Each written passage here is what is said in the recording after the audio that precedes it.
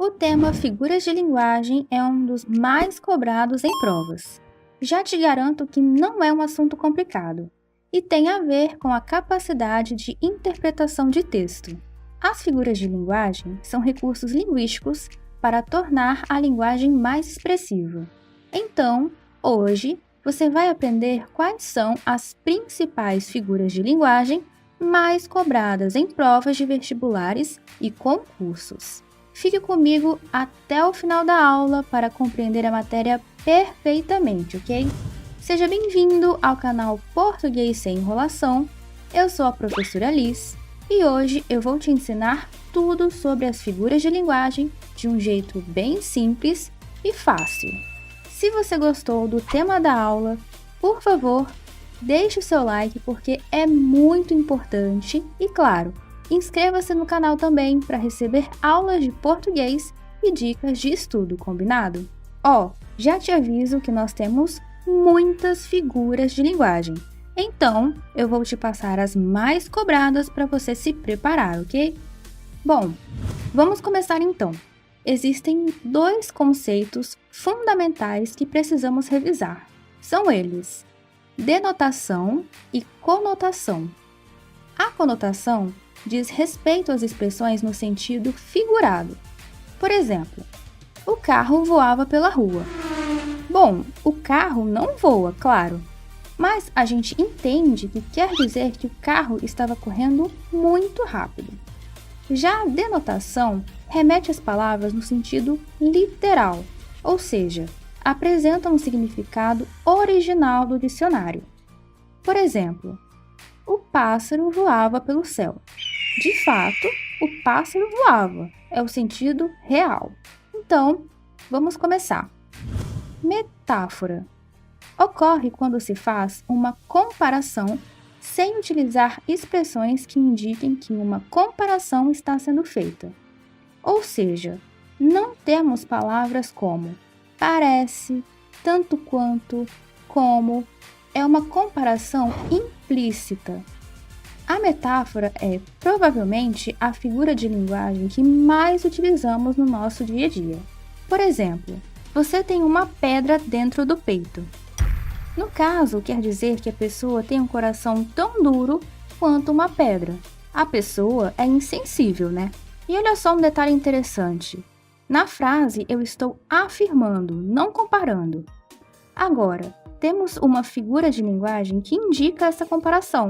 Pois é, o nome é justamente comparação. A comparação remete à ação de atribuir semelhanças. Aí sim, é comum utilizar termos como assim, igual, como, que nem, tal qual, assim como. O motorista é lento como uma tartaruga. Note que agora sim eu estou comparando.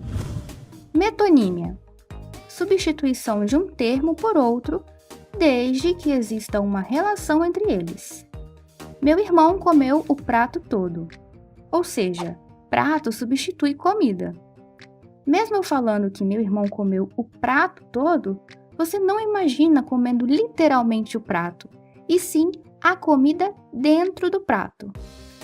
Sinestesia. Combinação de dois ou mais sentidos, ou seja, visão, olfato, audição, paladar e tato. O perfume é doce. Nessa frase eu misturo olfato e paladar. Catacrese, empregada para denominar algo que não tem um significado específico. Por exemplo, o marceneiro consertou o pé da mesa. Veja só, não existe um termo específico para designar essa parte da mesa, né? Nós realmente chamamos de pé da mesa, ou seja, a palavra pé é um préstimo. Então temos aí um bom exemplo de catacrese. Hipérbole corresponde ao uso intencional de expressões exageradas. Por exemplo, estou te esperando há séculos. Há séculos é um exagero, claro. Ninguém fica esperando há séculos de verdade. Outros exemplos que a gente vê muito por aí. Morrer de rir. Estou morrendo de sede. já te falei 1 milhão de vezes. Enfim, são expressões exageradas. Eufemismo ocorre quando se utiliza expressões para amenizar uma ideia agressiva ou desagradável. Por exemplo, ele acabou batendo as botas. Bater as botas é o mesmo que morrer, certo? Mas é uma forma de dizer sem ser muito agressivo. Ironia sugere o contrário do que se afirma. A ironia depende muito de um contexto e também é uma figura de linguagem muito utilizada. Por exemplo, sempre delicada, derruba tudo que encontra pelo caminho. É claramente uma ironia. Antítese, oposição entre palavras, expressões ou ideias. Por exemplo, o ódio e o amor andam de mãos dadas. Ódio e amor apresentam uma oposição, né? São ideias contrárias. Paradoxo. Trata-se de ideias que demonstram falta de coerência, ou seja, as expressões se anulam. Por exemplo, estamos vivendo uma guerra pacífica. Guerra e pacífica são palavras que se anulam. Prosopopeia ou personificação consiste em atribuir características humanas a seres inanimados ou irracionais. Por exemplo, as árvores pedem socorro. Sabemos que árvores não pedem socorro, ou seja, temos um caso de prosopopeia. Onomatopeia indica a reprodução de ruídos ou sons. Por exemplo, o meu coração faz tum-tum-tum. O que eu quero dizer é que o meu coração está batendo. Esse tum-tum-tum é a reprodução dos sons. Aliteração ocorre por meio da repetição de consoantes ou sílabas. Por exemplo, o rato roeu a roupa do rei de Roma. Nós temos a repetição da letra R, indicando a aliteração. Assonância ocorre por meio da repetição de vogais. Abra suas asas, solte suas feras, caia na gandaia, entre nessa festa. Note quantas vezes a vogal A aparece. Atenção para não confundir, viu? Aliteração, repetição de consoantes. Assonância, repetição de vogais. Paronomásia, palavras que se assemelham na grafia e na pronúncia, entretanto diferem no sentido. Por exemplo, o docente aplicou a prova essa tarde para os discentes. Elipse é a omissão de um termo na sentença sem haver dano de sentido. Isso porque o termo omitido fica subentendido pelo contexto. Por exemplo, começamos a estudar há um mês. Na frase, nós ficou omitido. Ele fica subentendido pela conjugação do verbo começar. Hipérbato ou inversão é caracterizado pela inversão da ordem direta dos termos da oração, segundo a construção sintática usual da língua: sujeito mais predicado mais complemento. Por exemplo, triste estava João.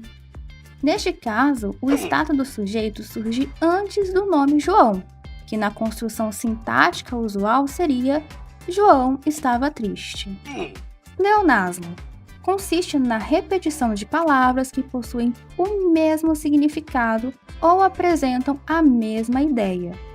O pleonasmo é muito comum, mas a menos que a intenção seja literária, deve ser evitado.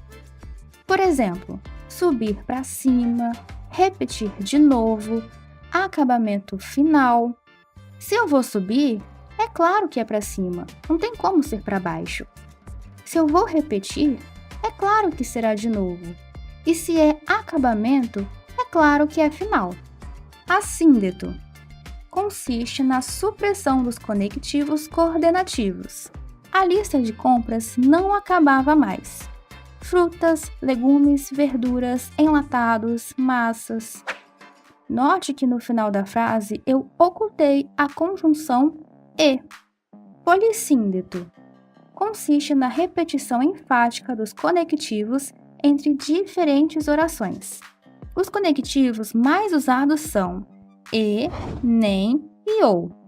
Por exemplo, quem me dera poder me divertir novamente e passear, e sair, e viajar, e rir, e amar.